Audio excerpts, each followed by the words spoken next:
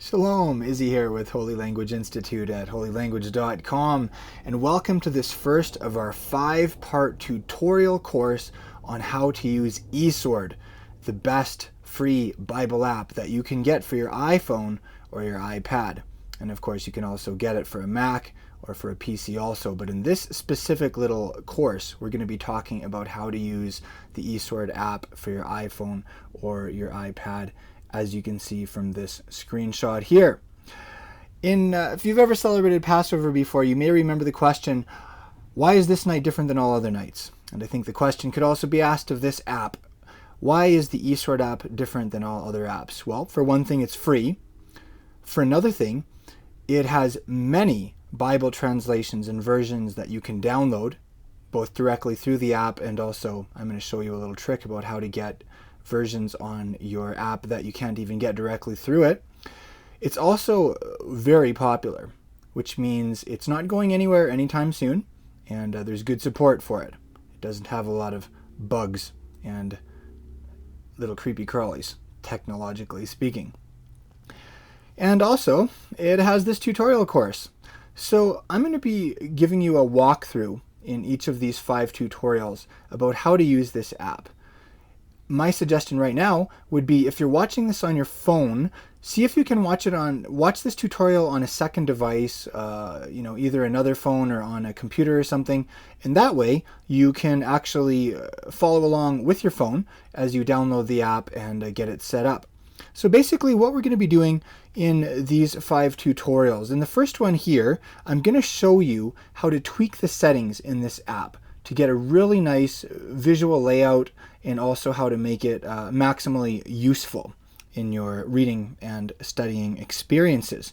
In the second tutorial, I'm going to show you how to use the app to read the Bible and also how to listen to the Bible. In the third tutorial, I'm going to show you how to use the app to compare different Bible translations and versions. I'm going to give you my recommendations on my favorites. I'm also, as I mentioned, going to show you how to get some special Bible translations on your app that you can't even get directly through the app. And on a related vein, in the fourth tutorial, I'm going to show you how to look up original words in the Hebrew and Greek, how to use the lexicons and dictionaries that you can get for this app. And then finally, in the fifth tutorial, I'm going to show you how to get, some phenomenal Bible commentaries that will give you a much greater understanding of God's holy word. So, in this first one, I'm going to be giving you a walkthrough of how to get the app set up and how to tweak the settings. This is a screen recording that I'm going to be playing and pausing of my screen. Now, I'll show you my phone here with the app on it. I have the iPhone SE, as you can see here, and I really like the iPhone SE because it has that smaller iPhone body, so it actually fits in my pocket, versus some of the newer iPhones, which makes it feel like you're trying to shove an iPad in your pocket. But it has the more powerful guts of the newer iPhone in it. So anyways, that's my little plug for the iPhone SE. And no, Apple did not pay me to say that, but I did have to say it anyway because I really like my iPhone SE. So on an iPhone, the app that you're going to be using is called eSword LT. If you're on an iPad, you're going to be looking for the app in the Apple Store called eSword HD. Even if you just search eSword, it'll come up. That's really all you need to do, is just search eSword. There is a small price if you're going to use the iPad version, but it's definitely worth your money, and you can consider it as a donation also to the developers of the eSword app. You really are supporting their ministry. You can also get eSword, of course, for a Mac and for a PC. We do have a separate 5-part tutorial course on how to use eSword on a full-size computer, and I'm not sure where you're watching these, but if you want to watch those, go to our website, holylanguage.com, and then in the Learn section, you'll see our eSword course videos, and you can work through those. So, having said that, I should also mention to you, because it may be a question in your mind, what about Android? At the time of this recording, there is no eSword app available for Android. However, there is a close equivalent. It's not put out by the same people, but it's called MySword. So if you are on an Android device, look up MySword, and you can get many of the same functions using that app from what I've heard. So having said that, let's begin. We're going to start by clicking Menu in the top left here, and I'm going to be showing you a couple sections here in the options sections for beginners. We're going to be looking at app themes and display settings. So let's go ahead and click through app theme, and as you can see, there is a selection here. There's the default Apple theme, which is what we have right now. Very clean white look. Some of these in here just have wonderful names, like the watermelon theme. I'm actually filming this tutorial series in Albuquerque, New Mexico. It's the highest altitude metropolitan city in the States. And it sits right next to the beautiful Sandia Mountains. And as you may know, Sandia is the Spanish word for watermelon because they take on that watermelon tone as the sun is setting. And yes, I know that's a totally irrelevant, trivial fact, but I do like to add a fun little sprinkling of personal details in these tutorials, so I hope you can forgive me for that. Here's a great one, coffee theme. We're actually going to be selecting that coffee theme in a moment, but let's go ahead and look at what else we have available here. Teal, plum, forest green, and also black. So let's go ahead and click through the coffee theme, and you can see for yourself exactly what that looks like. And I just want to give you a little warning here that even though there is that coffee color on your screen, don't try to sip your phone or your computer. You're not going to get any of the delectable liquid. It's actually a little bit of a deception. It's just the color. It's not actual coffee. So if you could keep your mouth off your phone or your computer, that would be best, just so you don't blame me. So basically what you see here is there's the coffee color at the top, and then the active button at the bottom. Now you may have noticed something else.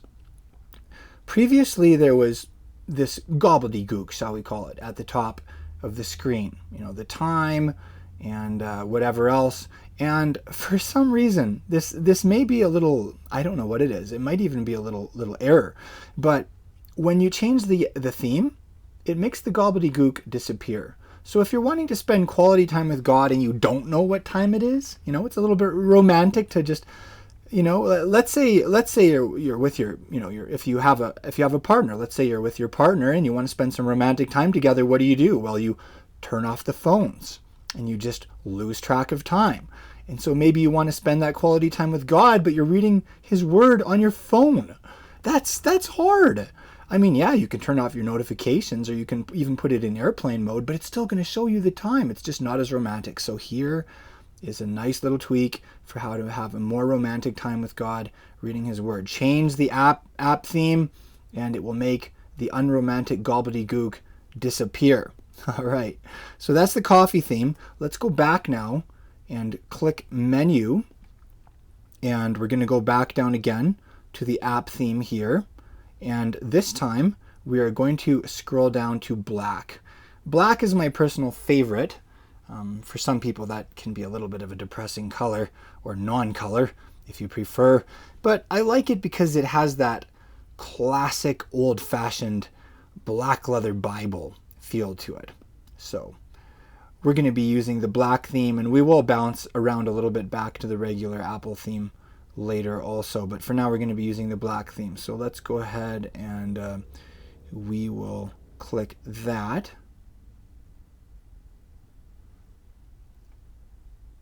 And one of the fun things about doing this screen recording is I can't actually tell right now whether it's playing or not. Okay, there we go. That was fun. Thanks for your patience with me. This is actually the first time that I've done a screen recording from my iPhone and then basically commented on it as we went. So I've done hundreds of lessons, of course, at holylanguage.com, but this is a first-time experience for me. It's pretty fun. So anyways, this is the black theme. As you can see, we're going to be talking a little bit more about that. And as you can see, once again, the unromantic gobbledygook has been dispelled. All right, so let's go back up to Menu once again. And now that we have seen some options with the app theme, we're going to go down here to display settings. So let's click through display settings, and you'll see some options here. We're just basically going to go down these one at a time, and I will show you how they work and also give you some of my expert recommendations. So firstly, let's look at the font size here. As you can see, the default font size is 18 pixels, and at the bottom you get a preview of exactly how big that is. Let's go ahead and play with that a little bit here. So as you can see, we can scoot all the way up to 32 pixels and all the way down to 12. That's the size of 12 pixels, kind of tiny. There's 15 pixels for you, and then let's drop it down to 20. Okay, so there's 20 right there. That's pretty big, and then 32 is just ginormous. So let's put it at 16 pixels for this. I like to drop it down a little bit smaller than the out of the box 18 pixels. So we're going to keep it at 16 for this tutorial. It allows you to see more text on the screen, so you don't have to scroll as often. All right, now let's go ahead and we'll look at some of the different fonts available. This is really quite fun. So we had the default Helvetica, however you say that second word. It was mostly vowels, which is a little bit challenging, especially if you're not a French speaker. But I'll show you a couple other ones here. So this is an interesting one here, American typewriter. We're not going to actually install all of these right now as such, but I'll just point out a couple notable ones to you. So American typewriter, if you want kind of maybe more of a 60s or 70s, kind of a little bit of a retro or vintage look, you might enjoy that one for your scripture reading experiences. And then we'll just go ahead and scroll down through a couple more here. Bradley Hand, that's kind of a neat hand looking font. There's some old-fashioned ones here like Baskerville.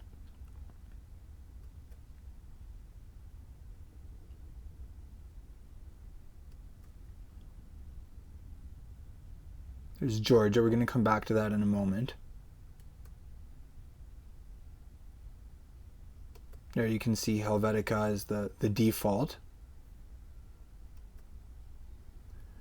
Here's an interesting one here. I'm not sure how this is actually pronounced as a font, but this is actually an Aramaic word. And you know a guy who was nicknamed this. You remember the disciple Shimon, or Simon or Simeon as it's said in English. I don't know why, but it's pronounced a couple different ways. Anyways, the master nicknamed him the Rock. It would kind of have the sense of nicknaming your disciple Rocky, which is a pretty awesome nickname if you ask me. So that's what his fellow disciples actually called them. You can tell they were tight just by the fact that they had nicknames. Anyways, in Greek, that name is Petros, which is chopped down to Peter in English. And in Aramaic, it's this word, Kepha, which is expanded into the Greek language as Cephas, which is how it came to us in the English. So if you ever noticed that that the apostle, he was Peter and he was also Cephas, you may have wondered about that. Well, now you know. And apparently there is a font that is named after him. So that might be a good one just because it has those biblical undertones. All right, let's scooch down at a couple more here. So there's marker felt. That's kind of a neat one. Noteworthy is indeed a very noteworthy font. If you want kind of a flowy, cutesy font, then you may enjoy that one. I'm going to actually point out something very controversial here. If you are a graphic artist, then you may get upset at me right now because I'm going to point out the papyrus font. So some people love it, some people hate it. If you want a really ancient look, you might have enjoyed trying the papyrus font for your Bible reading experiences. If you do, I'm not judging you. Then we have some Paleo Hebrew fonts here. Don't use those, or it's just gonna English written in Paleo Hebrew. That's a kick right there. Yeah. Anyways, so having given you a little overview of the fonts and giving you an eclectic commentary on them, I'm going to show you my personal favorite, and we're actually going to switch to it. My personal favorite is Georgia. I like Georgia because it's old-fashioned and it just looks very biblical. Kind of the same thing as that black leather covered Bible. I just like the Georgia font for that reason. All right, now let's go ahead and we'll have a look at the three different light settings here. So the standard setting is daylight, which is just that nice clean white look. We also have lamplight, which is very similar, except that I'm not sure if you can even tell if it's that clear here, but it's more of a yellowy, almost parchment look. So that's what it looks like for you. And again, I'm not sure how clear that is, but that's the lamplight look. So it's a little bit softer and yellow. Okay, we're going to go back to menu, going to go back to display settings now here, and we're going to hit low light, and you can see what the low light looks like. Okay, so this is for, let's say that you're curled up in bed and you have the lights off, and you're wanting to spend some time reading scripture, and you turn on your phone, and suddenly a blinding light fills the room, and you're not sure if it's an angel or if it's just the fact that your screen is so bright and you're going to burn your eyes out. Either way, can be a little bit scary. So that's when you're going to want to use something like low light. Or let's say that you want to spend some quality time reading the Word, and you're sitting there in the forest or on the beach, and you don't have somewhere to plug in your phone. This will definitely help you to preserve your battery life, putting it in low light. So let's have a look here at low light, and that's what it looks like. Now, you may have noticed something here that's a little bit frustrating. The bottom is not low light, and it just, I don't know. I personally think it looks a little clunky. There is a way around this, and I'm going to tell you the workaround. If you want to make it so this bar here is black like the rest of the screen, and then the bottom here is also black. And this is not something that you can do in the app. You actually have to go into the settings of your device. So, are you ready? I'm going to tell you how to do this. So, here we go. Firstly, just go to your settings. It's number one. Go to settings. Then go to general settings. From there, go to accessibility. From there, go to display accommodations. From there, go to invert colors. And then finally, you're going to see a couple options. Select the smart option, because you're a smart person, so of course you would select that. No, but there is a reason for that actually. Regular invert colors will just invert all the colors on your phone, so all of a sudden, like, pictures of loved ones are going to look really scary, and it's not the nicest experience. Smart invert only inverts like things that are okay to invert, like for instance, the background or header bars like this, etc. So if you select smart, it's actually a really neat look. If you haven't tried it before, you might enjoy actually just keeping your phone in that mode permanently. But basically, when you do that, then this turns black, and then this turns black, and the buttons take on a really neat color tone. So you may want to try that. I'm going to tell you real quick once again those steps if you want to try that for yourself. So once again, you're going to go settings, general settings, accessibility, display accommodations, invert colors, and then smart. So hopefully that proves useful for you. So let's go back up to our menu here, and we're going to go back to display settings. Okay, so here we are again.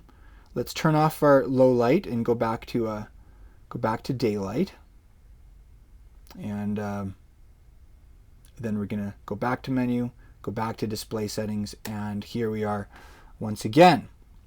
So let's go through these options real quick here also.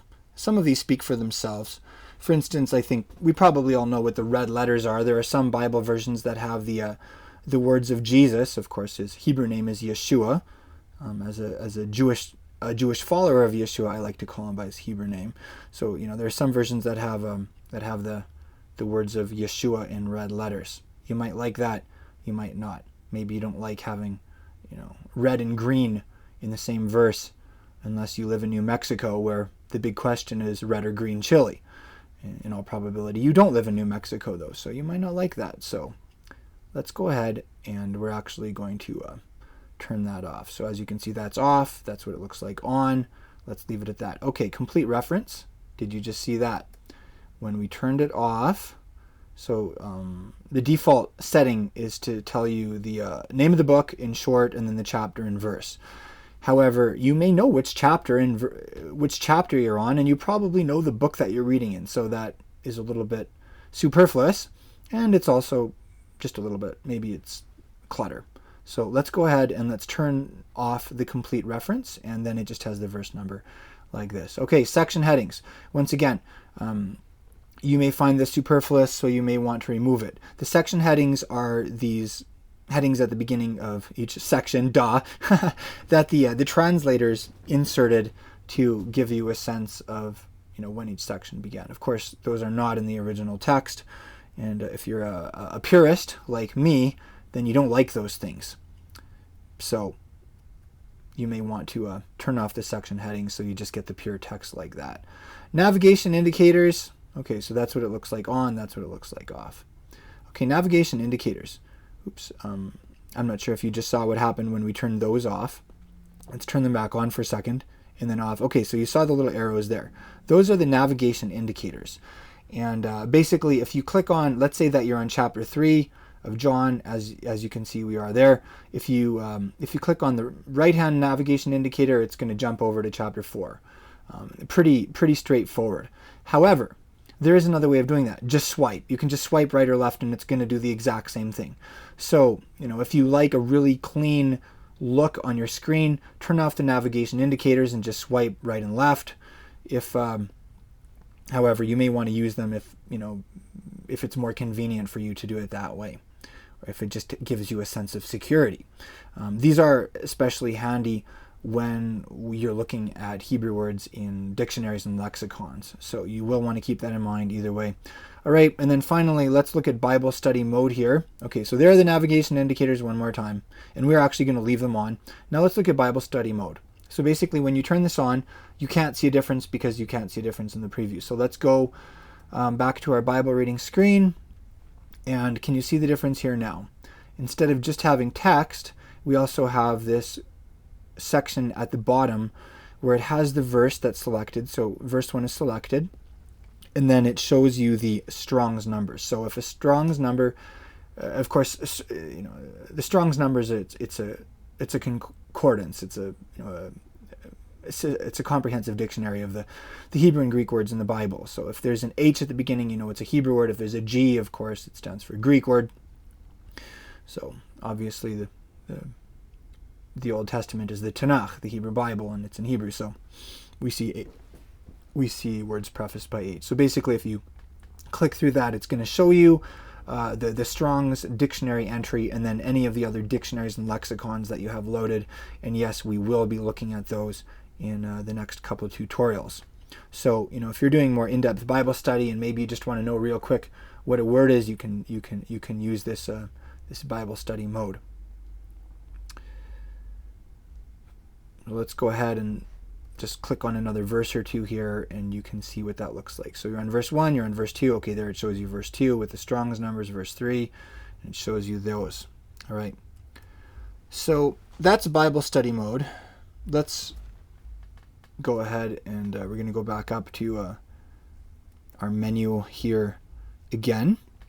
Now, you're going to see a couple of things here that we have not covered yet in the options section. There's custom categories. There is highlight labels, and then there's lexicon compare. We will look at those in the next couple tutorials, but they don't immediately pertain to tweaking the settings and getting a nice layout, which is the focus of this tutorial. So we're going to skip that for now, and I'm going to show you something else that pertains more to layout. So let's go ahead back to our main screen. And let's make the gobbledygook disappear. There we go. So we changed it back to the default Apple theme, and we made the gobbledygook disappear just because it looks nice. Now we're going to go, okay, now I'm going to show you something here. You can see on the bottom here these little buttons. I'm sure you already noticed them. We have the Bible one here that is highlighted, and it has the ancient Hebrew letter Tav on it, which is the shape of an X or a T. Not sure if you knew that, but that's the last letter in the Hebrew alphabet, which of course is very interesting because that symbol also represents the death of the Messiah, his last day. Anyways, so we have, you'll see here we have a couple different buttons. There's commentary, reference, today, and then you'll see the 3 buttons here saying more. You may be curious, what is this more? Well, let's go ahead and click through and we'll find out.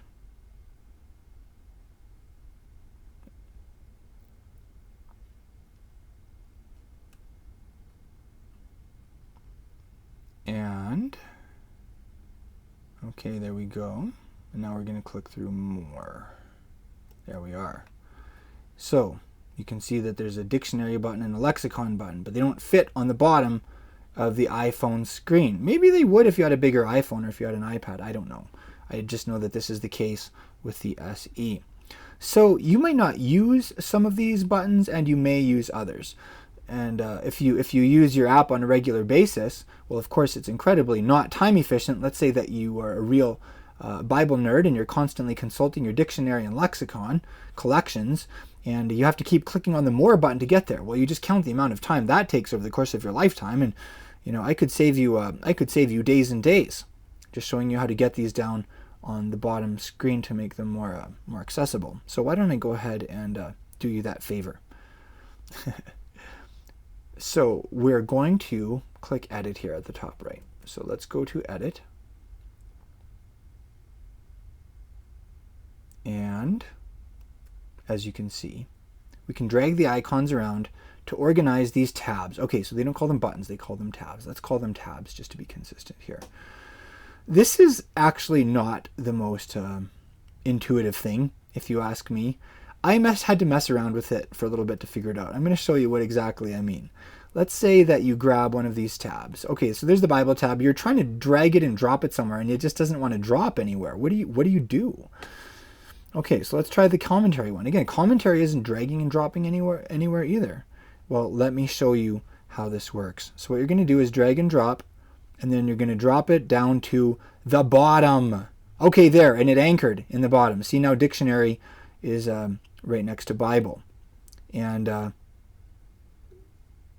okay, so now we drop commentary down, and we're going to drop lexicon down. Okay, I personally, the two that I don't use are the today and the reference tabs. So this is a setup that I like, having these specific tabs in the bottom. And then let's move them around. If you're someone who likes to consult what the original words are, then you may want to put your lexicon at the beginning there, for instance, and move those around. And then when we're done, we're going to click Done. And as you can see now, under More, you have reference and today. So let's go ahead and we'll click Done there. And here we are back at our Read Bible option. And that is tutorial number 1. So I hope that was useful for you. Nothing super deep there, but it definitely makes the app more useful. And I did show you a couple features that are really quite handy. For instance, the Bible study mode, changing the font type or the font size, using the nighttime mode or whatever you want to call it. Those really can be handy things in terms of how your actual usability of the app.